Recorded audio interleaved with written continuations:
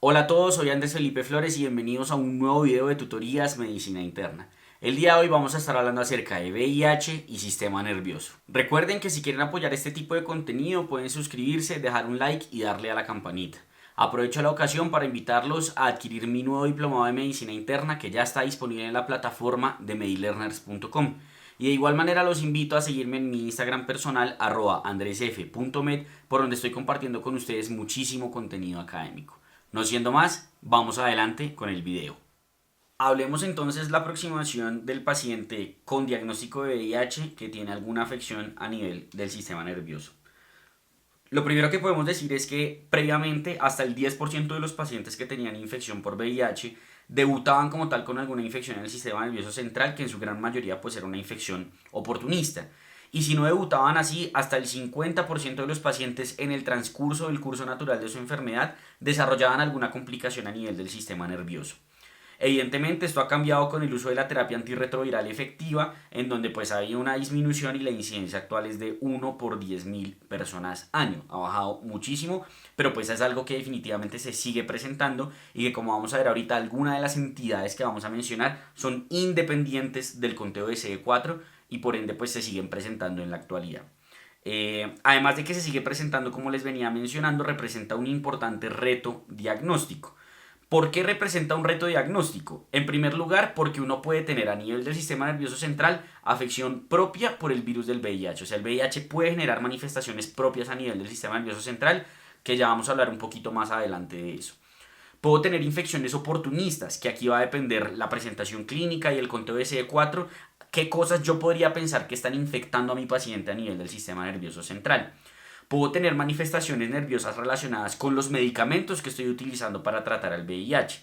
Puedo tener el síndrome de reconstitución inmune relacionado con el inicio del tratamiento antirretroviral que me genere signos y síntomas a nivel del sistema nervioso central.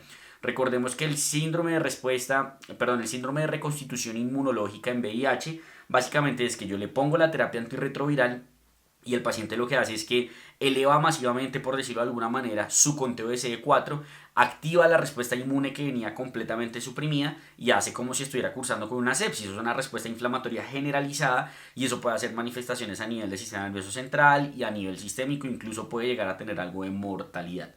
Y además de eso, pues no me puedo olvidar de lo común. Así mi paciente tenga infección por VIH, le puede dar una meningitis bacteriana, le puede dar una encefalitis viral por los gérmenes que afectan a la comunidad general que no es inmunosupresa. Entonces es muy importante tener eso en consideración. ¿Y por qué es tan variable esa presentación clínica de las infecciones oportunistas?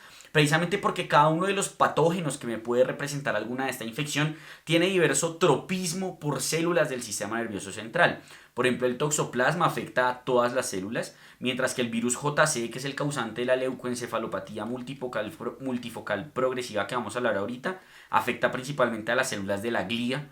El citomegalovirus también afecta a las células de la glía y a las neuronas.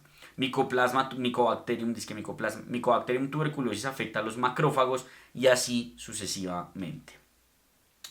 Entonces, ¿cómo yo puedo abordar el diagnóstico de un paciente que tiene infección por VIH y que me llega con un síntoma del sistema nervioso?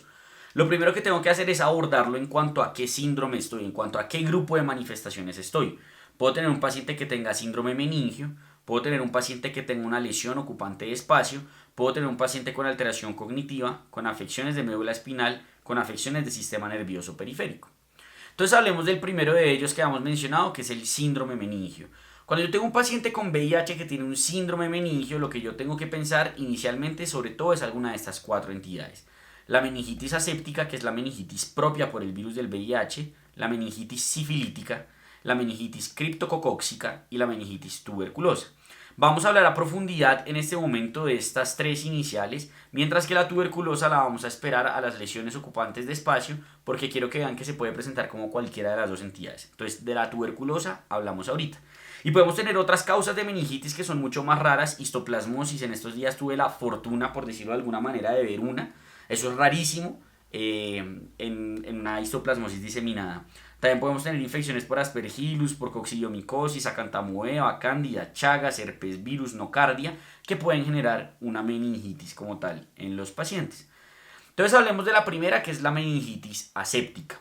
La meningitis aséptica es un paciente que usualmente va a tener conteo de CD4 por encima de 200 y que usualmente se acaba de infectar. Suele ser de los primeros síntomas o de estas manifestaciones iniciales que puede tener la infección por el virus del VIH. La presentación clínica puede ser con un síndrome meningio típico, dolor, rigidez nucal, Kersings, Brudzinski, Jolt, todo eso positivo. Y también puede tener afecciones de pares, mononeuropatías del quinto, del séptimo y del octavo par craneal. En el diagnóstico, yo cuando analizo el líquido cefalorraquídeo de mi paciente, pues va a tener usualmente una pleocitosis leve entre 10 y 100 y voy a evidenciar una positividad, digamos, de la carga viral del VIH en el líquido cefalorraquídeo, que incluso en el contexto de esta infección aguda que me genera una meningitis aséptica, puede presentarse antes que el ELISA. Y por eso ustedes van a ver que muchos pacientes que llegan con algún síntoma neurológico al servicio de urgencias y que le toman una punción lumbar, cuando tiene solo una pleocitosis ahí leve, incluso en ocasiones una leve hiperproteinorraquia, pero no tiene nada en aislamientos ni nada por el estilo, muchos doctores van a decir, no, eso es por el VIH. ¿A qué se refieren a esto? El VIH genera en muchas ocasiones una infección continua y crónica de la parte meningea y del sistema nervioso central. ¿Cómo vamos a manejar esta vaina? Pues con el manejo del VIH, terapia antirretroviral y con manejo sintomático. Evidentemente, para yo decir que alguien tiene una meningitis aséptica, pues tengo que descartarle todo lo demás y decir y confirmar que no es una meningitis séptica, no es de ya un microorganismo, ¿cierto? Entonces la meningitis sifilítica hace parte de las manifestaciones de la neurosífilis y se puede presentar en cualquier estadio de la enfermedad de infección por el virus del VIH, es decir, no requiero que el paciente tenga un CD4 menor a 200. ¿Cómo se puede manifestar clínicamente o qué puedo encontrar yo? Puedo encontrar un paciente que de la nada tiene un aumento transitorio de la viremia, esos pacientes que vienen indetectables y que en el control, pum, salen con un número de copias ahí bajo que uno dice como, uy, ¿esto por qué habrá pasado? O un paciente que pues eleva RPR, ¿cierto? La presentación clínica pues puede ser un paciente sintomático o asintomático. Y cuando hablo de sintomático, aquí yo no estoy hablando de un síndrome meningio típico, aunque se podría llegar a presentar, sino que en muchas ocasiones son más bien pacientes que pueden tener solo cefalea, afecciones de pares, pupila de Argyll-Robertson, aunque también es bien inespecífica. Entonces digamos que en general es una presentación bien inespecífica. ¿Listo? Y según la cronicidad en la cual se presente, puede no solo tener el meningismo, digamos, o la parte de la meningitis sifilítica, sino ya tener otras manifestaciones de neurosífilis, como más tardías, tipo tabes dorsalis o cosas por el estilo. En el diagnóstico, en el líquido cefalorraquídeo voy a encontrar una pleocitosis leve que suele ser más que todo de mononucleares e hiperproteinorraquia, más de 45 proteínas. Y voy a encontrar aquí, qué pena con ustedes, no es RPR, es BDRL o FTABS en suero e incluso en líquido cefalorraquídeo positivos. ¿Listo?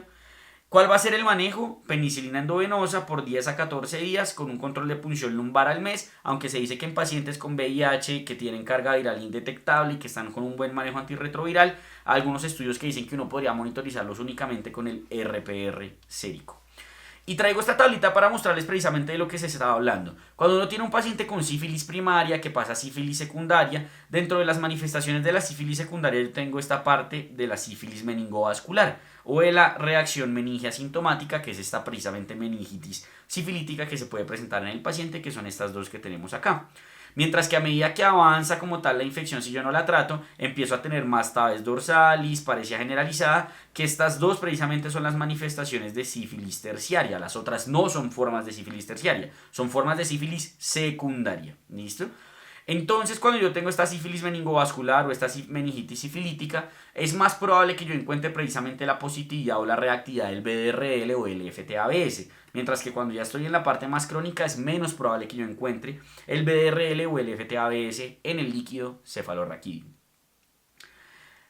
Algo importante también aquí a tener en cuenta es que a qué pacientes con VIH yo les debería hacer punción lumbar buscando sífilis. Todos los pacientes que tengan alguna manifestación clínica del sistema nervioso central, idealmente debería hacérselas porque, como dijimos, la presentación es inespecífica.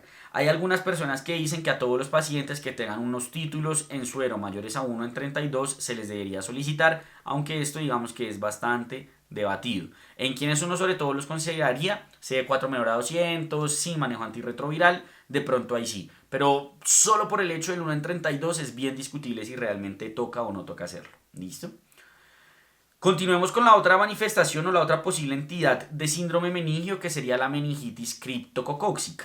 Entonces la meningitis criptococóxica, a diferencia de las dos previas que hemos mencionado, sí es característica de pacientes que ya están en un estadio avanzado de la enfermedad con unos CD4 menores a 200. Clínicamente, ¿cómo se va a presentar? Se va a presentar con fiebre, con cefalea, que progresa en muchas ocasiones a confusión, ceguera y alteración en el estado de la conciencia. Como dirían los profes de infecto, que es en donde ando rotando ahorita, es una cefalea chimba en muchas ocasiones, una cefalea que nada que ver, una cefalea latente ahí, insidiosa, pero que el paciente de pronto de la nada, hace alguna alteración visual, hace alguna alteración en el estado de la conciencia, me hace síntomas de hipertensión endocraniana. Fíjense que solo el 40% se presenta como una manifestación propiamente de síndrome meningio, tipo Kernick-Brudzinski o cosas por el estilo. ¿Qué puedo encontrar en el abordaje diagnóstico? En el líquido cefalorraquídeo una pleocitosis leve usualmente mononuclear con hipoglucorraquia e hiperproteinorraquia con una presión de apertura elevada. El diferencial de esto es la tuberculosis meningia, ¿listo? Eso siempre hay que descartarlo, tuberculosis meningia. El látex de criptococo en el líquido cefalorraquídeo tiene un excelente rendimiento diagnóstico y tengo otras opciones para el diagnóstico como la tinta china o el cultivo. En neuroimagen puedo encontrar una resonancia con dilatación del espacio de Virchow-Robin, porque lo que ocurre usualmente es que el criptococo ocluye precisamente estos conductos que comunican los ventrículos a nivel del sistema nervioso central y por eso puede generar este aumento como tal en la presión endocraniana, que se caracteriza pues precisamente por este aumento en la presión de apertura cuando se les realiza la punción lumbar. Siempre que uno habla de meningitis criptococóxica, en revistas es muy probable que le pregunten, venga, ¿cuáles son los factores de mal pronóstico de una meningitis criptococóxica?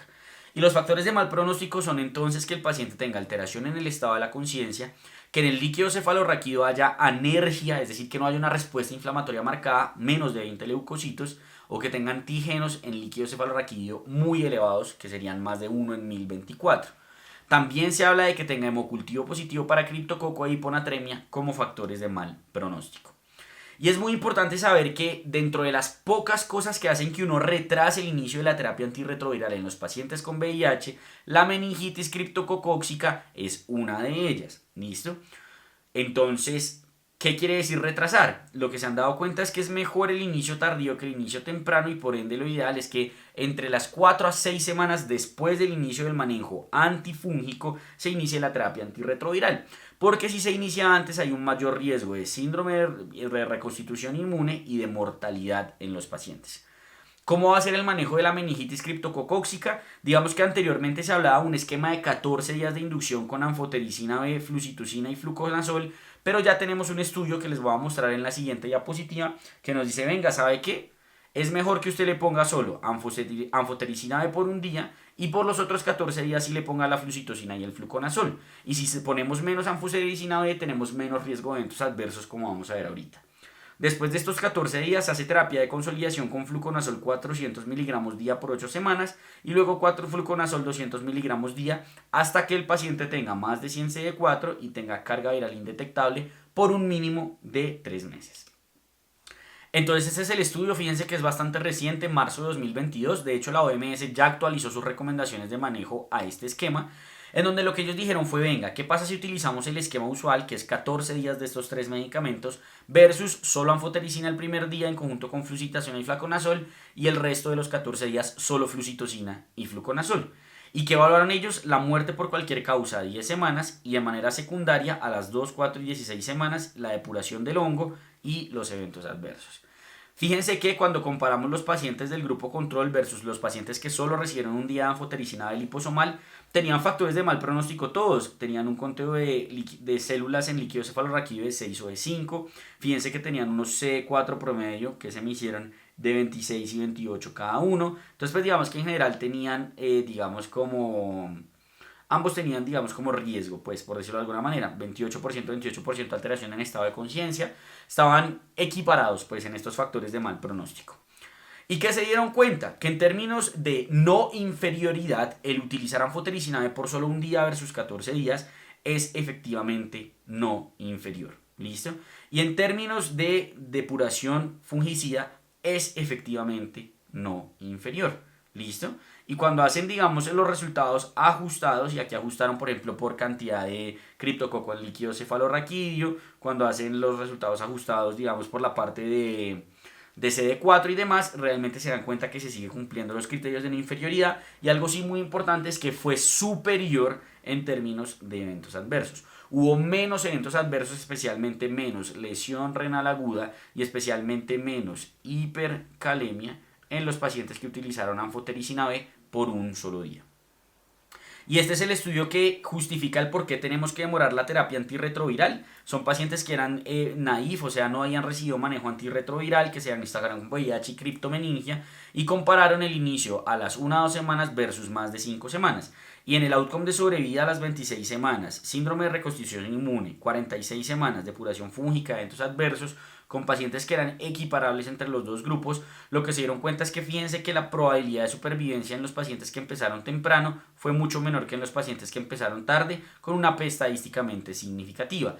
Y sobre todo cuando hacían, digamos, el ajuste, digamos, por variables, lo que se dan cuenta es que sobre todo en pacientes con menos de 5 células en el líquido cefalorraquídeo, pacientes que sobre todo tienen más de 10.000 unidades formadoras de colonias a nivel del cultivo de criptococo, y pacientes que, creo que había otra, no más. Esos fueron los pacientes que particularmente les iba mucho mejor con diferir el inicio de la terapia antirretroviral. Con eso acabaríamos entonces esa primera parte, que sería lo del síndrome meningio, ¿no? Hablemos ahora de qué pasa con los pacientes con lesión ocupante de espacio. Entonces, ¿qué es lo que ocurre? A mí me llega un paciente con VIH que tiene cefalea, como es inmunosupreso, ya de entrada tiene una bandera roja, usualmente va a requerir punción lumbar, pero antes de la punción lumbar a todos los inmunosupresos yo les tengo que hacer neuroimagen. Le hago la neuroimagen y ¡pum!, tiene una pepa en la cabeza. ¿Listo? ¿Cómo abordo eso? ¿Qué hago con un paciente que tiene una lesión ocupante de espacio en contexto de infección por VIH? Lo que yo hago es determinar si esa vaina tiene o no tiene efecto de masa. ¿Listo? ¿Qué quiere decir que tenga efecto de masa? Que desplaza las estructuras aledañas, usualmente por edema relacionado a la lesión. Cuando tiene efecto de masa, mis principales diferenciales van a ser toxoplasmosis y linfoma cerebral primario. Sobre todo, toxoplasmosis es lo que más tengo que pensar. Existen otros, por supuesto, tuberculosis, abscesos, neurocística cercosis, nocardiosis, entre otros. Si no tiene efecto de masa, mis principales diferenciales van a ser la leucoencefalopatía multifocal progresiva, la encefalopatía por VIH, la encefalitis por citomegalovirus, y aquí va a ser de gran importancia saber cuántos CD4 tiene mi paciente. ¿Listo? Va a ser de gran importancia para abordar precisamente esa lesión ocupante de espacio. Entonces aquí tenemos algunos ejemplos de neuroimágenes en pacientes con infección por virus de VIH. Aquí en la figura número A tenemos lo que sería la encefalitis por toxoplasma, que fíjense que, me voy a acercar un momento. Lupita, eso. Que fíjense que lo que podemos ver es que tiene múltiples lesiones, como estamos viendo acá, y esas lesiones tienen efecto de masa, tiene predominio sobre todo por los ganglios basales, y eso pues digamos que serían las identificaciones de una toxoplasmosis cerebral. En la B tenemos una tuberculosis meningia, que en muchas ocasiones se puede presentar como tuberculoma, que fíjense que aquí tenemos algo de lesión que también tiene efecto de masa. Aquí fíjense que tenemos una lesión blanca que no tiene efecto de masa, la C me imagino que es una leucoencefalopatía, sí. Es una leucoencefalopatía multifocal progresiva, que fíjense que es una lesión y característicamente es asimétrica, solo está en un lado. En la D ahí vi que era una encefalitis por citomegalovirus, y fíjense que aquí en este ojo tiene corioretinitis y tiene neuritis óptica, característico del citomegalovirus. Y en la E creo que es una es una criptococosis meningia, en donde se ve el realce meningio, pero también pueden tener lesiones a nivel de parénquima. Entonces hablemos de cada una de estas entidades que podían generar pues cada uno de estos como diversos síndromes. Y empecemos por la toxoplasmosis cerebral.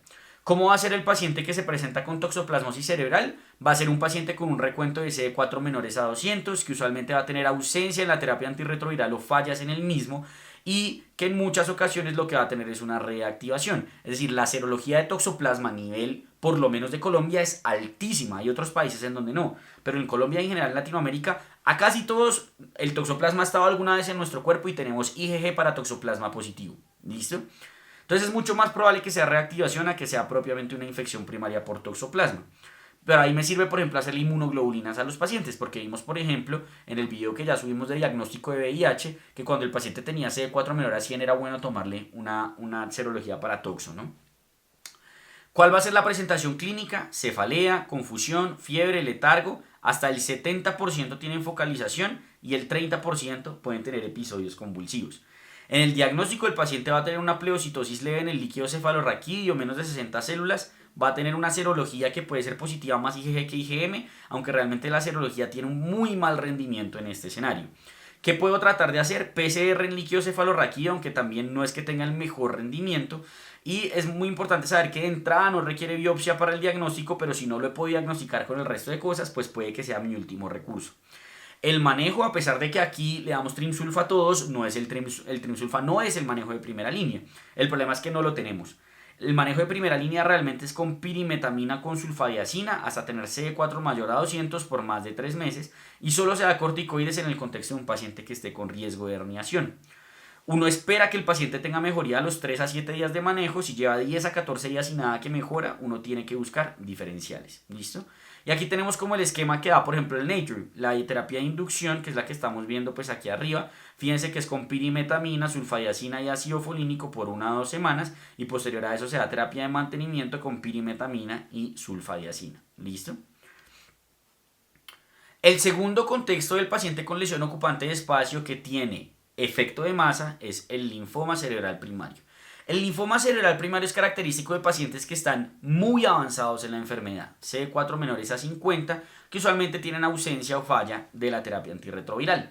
La presentación clínica va a ser cefalea, letargo, amnesia que progresa a focalización y crisis epilépticas y que usualmente tiene ausencia de respuesta inflamatoria sistémica o local porque propiamente no es una infección a pesar de que está relacionado con la infección por el virus del Epstein-Barr. No es propiamente una infección a nivel del sistema nervioso central.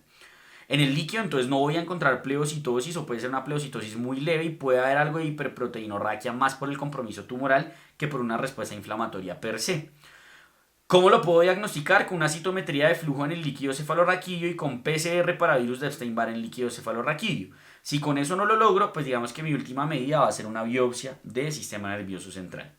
El manejo va a ser con metrotexate y terapia antirretroviral y el corticoide solo si hay riesgo de herniación. Anteriormente se usaba radioterapia, eso ya no se utiliza y ya no se debe utilizar como tal. ¿Listo? Pasemos ahora al diferencial de los pacientes que tienen lesión ocupante de espacio pero no tienen efecto de masa, como los pacientes con leucoencefalopatía multifocal progresiva. Usualmente pacientes con conteo de CD4 menores a 200, la razón por la cual da la leucoencefalopatía multifocal progresiva es por reactivación del poliomavirus JC. Digamos que el poliomavirus JC es ubicuo y casi todos nos hemos infectado de poliomavirus JC, pero tenemos memoria. Pero el poliomavirus permanece como latente, por decirlo de alguna manera, en el cuerpo y en los pacientes que se inmunosuprimen se puede reactivar. Y eso es lo que ocurre en los pacientes con infección por VIH. ¿Qué van a tener clínicamente? Debilidad en las extremidades, alteración del estado de la conciencia, ataxia, síntomas visuales y hasta el 80% se van a presentar con focalización asociada. En el líquido cefalorraquídeo puede estar normal o con mínima pleocitosis, recordando que en VIH, eso no se los había dicho, más de 5 es el punto de corte para pleocitosis, incluso algunos hablan de 10, precisamente por este número de células elevadas que pueden estar per se por tener la infección por el virus del VIH. Anteriormente la PCR era buenísima para el diagnóstico de esto, actualmente con la terapia antirretroviral ha bajado su sensibilidad y se habla en la actualidad de más o menos una sensibilidad del 58% y en la gran mayoría de los escenarios va a requerir un diagnóstico con biopsia. ¿Cuál va a ser el manejo? Terapia antirretroviral. Algunos han sugerido que los inhibidores selectivos del receptor de serotonina podrían ser útiles porque este es el receptor a través del cual el poliomavirus JC ingresa al sistema nervioso central o a las células del sistema nervioso central, pero no hay una recomendación per se para esto. El pronóstico es malo, viven 10.5 meses, o sea, es malo, y se cree que es mejor sobre todo si se presenta la leucoencefalopatía en relación con un síndrome de reconstitución inmune en estos pacientes. Continuando con nuestras lesiones ocupantes de espacio que no tienen efecto de masa, tenemos el citomegalovirus. El citomegalovirus es característico de pacientes con CD4 menores a 50 que usualmente tienen infección en otro lugar como retinitis, suprarrenalitis, neumonía, tracto gastrointestinal, que son las formas, digamos, como de afección orgánica que puede tener el citomegalovirus en los pacientes con VIH. La presentación clínica usualmente va a ser un trastorno neurocognitivo, no tiene mucha manifestación así como muy franca. Puede tener hiponatremia, puede tener afección de pares craneales y va a ser más característico es la afección de los otros órganos, la sintomatología respiratoria, la retinitis, entre otras. El líquido cefalorraquídeo puede ser normal, lo característico para su diagnóstico va a ser la PCR en líquido cefalorraquídeo y la última medida para el diagnóstico va a ser la biopsia. El manejo se hace con ganciclovir y con foscarnet de inducción endovenosa y posteriormente uno les deja de mantenimiento esa terapia hasta que tenga CD4 por encima de 100. Hay algunas corrientes que dicen que monoterapia, otras que dicen que combinación de los dos medicamentos, pues eso puede ser variable. Y para terminar esta parte de lesión ocupante de espacio, quiero hablarles de tuberculosis en sistema nervioso central en el contexto del paciente con VIH. Digamos que inicialmente si la TB en un paciente llega a nivel meningio, pues digamos que puede hacer una irritación inicial a nivel meningio y activa una respuesta inmunológica. Entonces, ¿de qué va a depender la forma de presentación? De esto, de qué tanta respuesta inmunológica realmente puede formar el paciente contra esa TB en el sistema nervioso central. Entonces, cuando tienen CD4, digamos que menores a 200, los pacientes no van a tener una buena respuesta inmune, no van a poder formar el granuloma de contención de la tuberculosis y la TB se va a diseminar, más o menos lo mismo que pasa en el pulmón. ¿Y cómo se disemina? Hace meningitis tuberculosa, diseminación en el espacio subaracnoideo y hace un síndrome meningio, que sería el diferencial con la criptococosis como habíamos evidenciado previamente. ¿Qué voy a encontrar aquí en el líquido cefalorraquídeo? Pues también una pleocitosis que va a ser leve, predominio sobre todo mononuclear. Voy a encontrar hiperproteinorraquia y lo más característico es la hipoglucorraquia, sobre todo glucosas bien bajitas. Mientras que si el paciente tiene CD4 mayores a 200, tiene una mejor respuesta inmune, los linfomas ayudan más a la consolidación del granuloma y cuando se forma el granuloma yo lo que puedo tener ahí es un tuberculoma, que es una masa de tuberculosis a nivel del sistema nervioso central, que puede ser una organización del foco de Rich, y ahí lo que va a tener yo es una lesión ocupante de espacio con efecto de masa, que la forma de presentación clínica va a ser focalización usualmente en esos pacientes. ¿Cómo voy a hacer el diagnóstico? En el líquido cefalorraquídeo voy a hacer PCR, idealmente GeneXpert Ultra. La diferencia entre el GeneXpert normal y el GeneXpert Ultra es que necesita menos recuento de bacilos para lograr el diagnóstico. Usualmente necesita incluso como 10, 14 bacilos para poder hacer la replicación del material genético y dar positivo a la prueba. Mientras que el GeneXpert normal necesita más, pero si no estoy mal es más de 50. Y una vez uno diagnostica, lo maneja. ¿Con qué? Con el tetraconjugado que requiere, pues digamos, como prolongación de la fase de consolidación.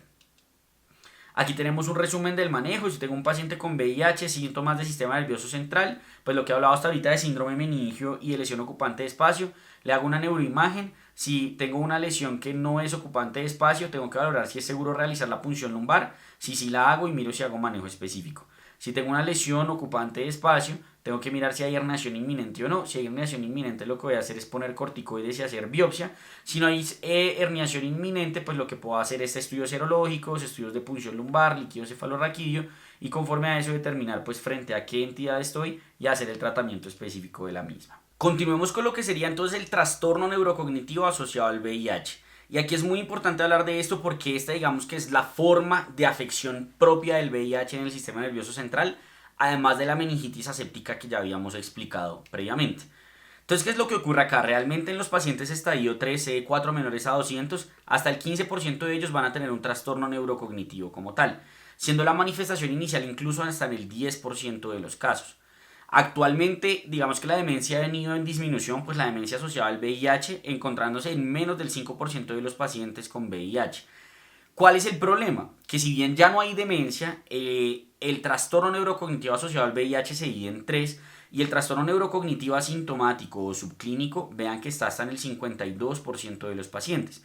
Y algo muy importante es que esto, ¿cierto? Digamos como trastorno es independiente del conteo de CD4. No tiene nada que ver como tal con el conteo de CD4. ¿Listo? Esto puede progresar pues a un trastorno neurocognitivo leve y puede progresar a demencia como tal pues asociada al virus del VIH. ¿Cuál es la fisiopatología de esta vaina? Entonces resulta que el VIH tiene varios santuarios, se han descrito así. Y el líquido cefalorraquídeo del sistema nervioso central es uno de los santuarios del VIH. Entonces, ¿qué es lo que pasa? Tenemos una primera fase de la afección del sistema o de la infección del sistema nervioso central por el virus del VIH, usualmente mediada por linfocitos circulantes y que entran ahí por el CXCR4.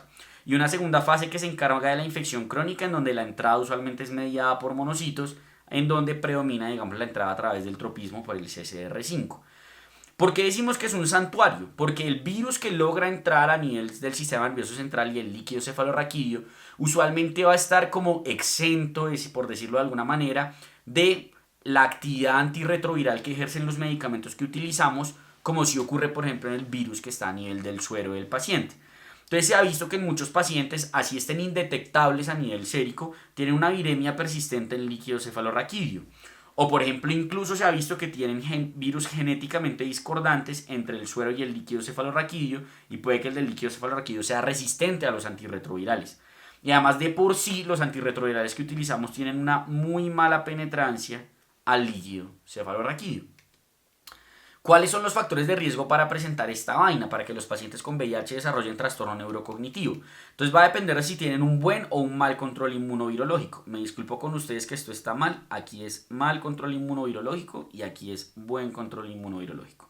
Entonces los pacientes que tienen un mal control inmunovirológico, aquellas cosas que aumentan el riesgo de que desarrollen un trastorno neurocognitivo asociado al VIH es que presenten una enfermedad definitoria de SIDA, que tengan edad avanzada, la duración de la enfermedad, el nadir de CD4, es decir, qué tan bajo llegaron como tal esos CD4 y el pico de carga viral que tengan. Mientras que en aquellos que tienen un buen control inmunovirológico, la tasa de filtración baja, la infección mayor a 50 años, el bajo nivel educativo, las proteínas en líquido cefalorraquídeo van a ser parte de los factores de riesgo. Clínicamente, ¿cómo se va a presentar esta vaina? Como una afección multidimensional. Inicialmente, como les dije, va a ser incluso asintomática o sutil. Y van a ser pacientes en los cuales incluso muchas veces uno no se da cuenta en la consulta ni nada por el estilo, hasta que llegan, por ejemplo, con una queja subjetiva de memoria. Y en muchas ocasiones no va a ser el paciente, sino que va a ser el familiar que le dice a uno, oiga, yo estoy viendo que a él se le están olvidando las cosas, que no está recordando cierto tipo de cosas. Y entonces ahí no ve esa primera como estadio, que son esas afecciones principalmente cognitivas. Luego eso empieza a progresar y ya puede hacer alteraciones motoras, como por ejemplo movimientos oculares acáicos, temblores, y finalmente pues ya puede progresar a la demencia con todas las manifestaciones que puede tener la demencia en estos pacientes. Entonces, ¿cómo voy a diagnosticar yo esta vaina? Lo primero es sospecharla y ojalá tamizarla. Se dice que se debería tamizar a todos los pacientes con VIH para esto, y para esto podemos utilizar el MOCA, hay unos scores que son específicos de VIH como el International VIH o HIV, Dementia Scale. También tenemos que tener claro que esto es un diagnóstico de exclusión. Evidentemente yo primero tengo que descartar todo, hacer neuroimagen, estudios de líquido cefalorraquídeo y saber que no es ninguna de las infecciones que hablamos previamente. Y se dice que una forma en la cual uno podría como predecir o saber qué pacientes tienen mayor riesgo de progresar a demencia, pues digamos como relacionada al VIH, son aquellos pacientes que tengan mayor nivel de ARN como tal en el líquido cefalorraquídeo. ¿Cuál va a ser el manejo de esta vaina? Pues el tratamiento o la terapia antirretroviral. Y digamos que ahí es donde está el debate de, venga, ¿será que yo debería cambiarle el esquema y tratar de utilizar un esquema de medicamentos antirretrovirales que tengan mejor penetrancia al líquido cefalorraquídeo? Esto es parte de lo que yo puedo encontrar en la neuroimagen de un paciente con trastorno neurocognitivo, que básicamente es atrofia cortical. Entonces el paciente puede tener algo de ventriculomegalia y yo decir, uy, tiene hidrocefalia, y realmente no, es una falsa hidrocefalia y es debido a que el paciente ha tenido destrucción de todo su parénquima. Y lo otro que puedo encontrar pues es profundización precisamente de los surcos y de las fisuras relacionada con esa atrofia cortical que pueden tener los pacientes. Entonces, ¿qué es lo que se dice? Se dice que uno, si tiene un paciente con demencia asociada al VIH o trastorno neurocognitivo, debería utilizar un esquema que teóricamente debería dar más de 4 puntos. ¿Y qué es lo que uno hace? Por ejemplo, los antirretrovirales han dividido en 1, 2 y 3 y 4, dependiendo de qué tan bien penetran el líquido cefalorraquídeo. ¿Cuál es nuestro principal problema acá? Que realmente casi todos los esquemas dan más de 4. La pregunta es si pongo un esquema que sea más penetrante, por decirlo de alguna manera, el líquido cefalorraquídeo. ¿Y por qué es un problema? Porque eso implica, uno, tal vez cambiar a un paciente que ya viene con un buen control inmunovirológico con un esquema. Dos, si se dan cuenta, los medicamentos que son 4, que más llegan al líquido cefalorraquídeo, son medicamentos que ya cada vez menos se están utilizando por sus eventos adversos. Ciodina, nevirapina, entre otros. Entonces todo eso es un dilema en cuanto a ¿será que hago o no hago el cambio? Y pues eso debe ser decidido idealmente pues por un médico experto en VIH o por un infectólogo propiamente. Saliéndonos entonces de la afección a nivel encefálico, hablemos de las afecciones o del síndrome medular en los pacientes con VIH. Usualmente el síndrome medular lo voy a encontrar en pacientes con estadio avanzado, y ahí yo lo que voy a encontrar es una mielopatía vacular, que es propiamente por el VIH.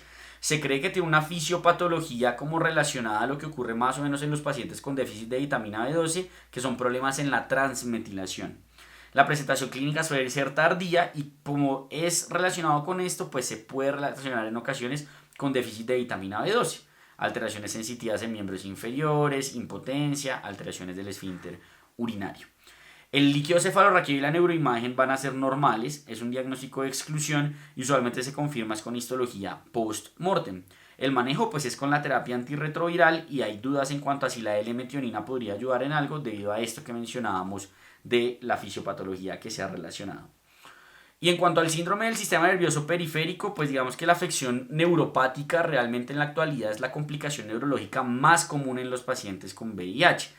Y hay muchísimas formas de presentación. Tengo la polineuropatía desmielinizante, sensitiva distal, nucleosica, mononeuritis, polirradiculopatía, neuropatía por linfocitosis infiltrativa o el síndrome similar a esclerosis lateral amiotrófica. Entonces, en cuanto a la primera, que sería la polineuropatía desmielinizante, esta puede ser aguda o crónica, con la diferenciación de 4 semanas entre si es aguda o crónica. Y usualmente es una presentación semejante al Guillain-Barré y de hecho se dice que tiene una etiología autoinmune. Puedo encontrar en el líquido cefalorraquídeo pleocitosis, importante proteinorraquia y el manejo pues digamos que es semejante al del Guillain-Barré y plasmaféresis en los casos severos. En cuanto a la polineuropatía sensitiva distal, es la neuropatía más común en los pacientes con VIH y es importante saber que se presenta independientemente de la terapia antirretroviral y también se presenta independientemente del recuento de los CD4. Usualmente está relacionado con la exposición a análogos nucleósidos, por lo que si se presenta se puede considerar cambiar el esquema por esto, pero pues digamos que se presenta como una polineuropatía asimétrica distal, tal cual como la presentaría por ejemplo un paciente diabético.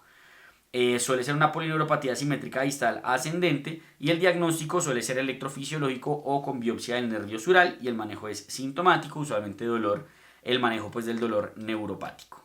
En cuanto a la neuropatía nucleosídica, es similar a la polineuropatía simétrica o sensitiva distal, sin embargo también se asocia pues con el uso de los análogos nucleósidos y el manejo suele ser sintomático. En cuanto a la mononeuritis múltiple, pues digamos que eso es independiente del estado inmunovirológico, puede ser leve o severa. El diagnóstico también va a ser electrofisiológico y se maneja con IVIC, plasmaféresis o ciclofosfamida únicamente en los casos severos y se debe considerar en esos casos sobre todo la posibilidad de que eso esté relacionado con citomegalovirus y hacer manejo del mismo. En cuanto a la polirradiculopatía progresiva, es una afección terminal del VIH, usualmente asociada a recuentos muy bajos de CD4, con una afección predominante de los miembros inferiores, en donde vamos a tener paraparesia reflexica, retención urinaria y en muchas ocasiones infecciones por citomegalovirus. El líquido cefalorraquídeo va a tener pleocitosis con predominio polimorfonuclear, hipoglucorraquia y PCR para citomegalovirus positiva en el 60% de los casos. El diagnóstico va a ser electrofisiológico y el manejo es sintomático y se hace manejo de citomegalovirus como si uno tuviera una encefalitis. En cuanto a la neuropatía asociada al síndrome de infiltración linfocitaria difusa, es importante saber que esto es un síndrome en el cual, usualmente relacionado con pacientes con mal manejo, van a tener una sobreproducción e infiltración de CD8. Como los CD4 se bajan tanto, el cuerpo responde produciendo un montón de CD8 y esos CD8 lo que hace es infiltrarse a tejidos e inflamarlos y dañar los mismos. Y dentro de los tejidos que puede infiltrar es el sistema nervioso central, aunque es muy raro, y también puede infiltrar la parte del sistema nervioso periférico. Y puede generar secundario a eso pues una neuropatía sensitivo-motora distal simétrica. El diagnóstico va a ser electrofisiológico y el manejo es con corticoides y con el inicio de la terapia antirretroviral. Como última manifestación, penúltima más bien realmente, tenemos los síndromes musculoesqueléticos. Aquí podemos tener, por ejemplo, la miopatía más común, que es la polimiositis asociada al VIH, que usualmente es una debilidad proximal de miembros, que no tiene como elevación marcada de SPK. Se asocia en muchas ocasiones al síndrome de linfocitosis infiltrativa difusa, que era el que explicábamos ahorita de la sobreproducción de CD8, y pues el manejo es con corticoides. Puedo tener miopatía por medicamentos, donde sobre todo la acidobudina y es importante. Puedo tener infecciones oportunistas que generen miositis, como TBC, micobacterias no tuberculosas, citomegalo y toxo. Neoplasias que tengan compromiso muscular, como el Kaposi, como el linfoma de Hodgkin. Aquí tenemos como el resumen de cada una de las cosas que hablamos: la polineuropatía distal inflamatoria, crónica o aguda, la mononeuritis múltiple, la neuropatía nucleosídica, entre otras, y como cada una de sus características, resumiendo lo que dijimos, ahí le pueden tomar el pantallazo si quieren. Tenemos los medicamentos que pueden generar miopatías o polineuropatías, digamos de acidobudina, idanosina, efavirenz, foscarnet, muchos de ellos que cada vez utilizamos menos, aunque el efavirenz creería yo que es uno que sí se sigue utilizando bastante. Y creo que esto sí es la última manifestación del sistema nervioso que voy a hablar relacionada con el VIH, que es la presencia de las crisis convulsivas.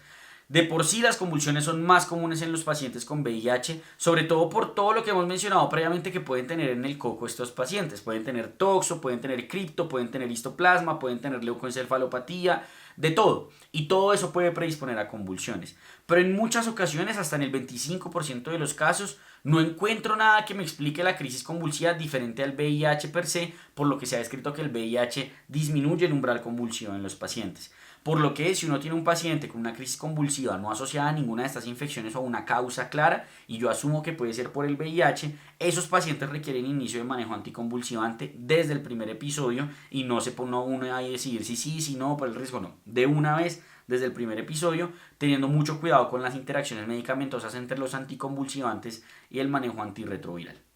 En resumen, aquí tenemos lo que le puede dar a los pacientes según el conteo de CD4. Fíjense que menor a 200 tenemos como la parte de la infección ya avanzada. Tenemos lo que sería, por ejemplo, el trastorno neurocognitivo severo, la mielopatía vacuolar, la mononeuritis múltiple, la polineuropatía sensitiva distal y la miopatía. Entre 200 y 500 tenemos la meningitis crónica, la polineuropatía sensibilizante desmielizante inflamatoria. Y mayor a 500, fíjense que tenemos la meningitis aséptica, la mononeuritis, entre otras. Y aquí en cuanto a las infecciones, fíjense cómo por encima de 200 CD4 yo puedo tener la infección por tuberculosis, por debajo de 200 toxoplasma, leucoencefalopatía multifocal progresiva, criptococo, y por debajo de 150 citomegalovirus. Y este es un resumen en cuanto a lo que yo puedo encontrar en las neuroimágenes. Si yo tengo un paciente con compromiso difuso de la sustancia blanca, tengo que pensar en encefalopatía por VIH o en citomegalo. Si tengo compromiso focal de la sustancia blanca, sin efecto de masa, tengo que pensar en leucoencefalopatía. Si tengo una masa focal con realce que tiene efecto de masa, tengo que presentar en toxo o tengo que pensar en linfoma cerebral primario. Si tengo una masa focal sin realce y sin efecto de masa, cripto, toxo y linfoma son opciones ahí en ocasiones. Si tengo una lesión focal con realce que no tiene efecto de masa, tengo que pensar sobre todo en toxoplasma, tengo que pensar en leucoencefalopatía multifocal progresiva, tengo que pensar ahí también, por ejemplo, en encefalitis, como habíamos hablado previamente. Si tengo realce meningio, cripto, TB, neurosífilis y ventriculitis, puedo pensar en citomegalo, otros virus herpes y como siempre, recuerden nunca olvidar lo común en los pacientes con VIH. Esto era todo lo que tenía para comentarles respecto a este tema de VIH y sistema nervioso. Fue como un brochazo muy general de todo. Espero que les haya gustado. Cualquier duda que tengan, déjenla en los comentarios. Si quieren seguir aprendiendo con nosotros en este momento en su pantalla tienen un video con el cual pueden hacerlo. Y no siendo más, yo me despido y nos vemos en un próximo video.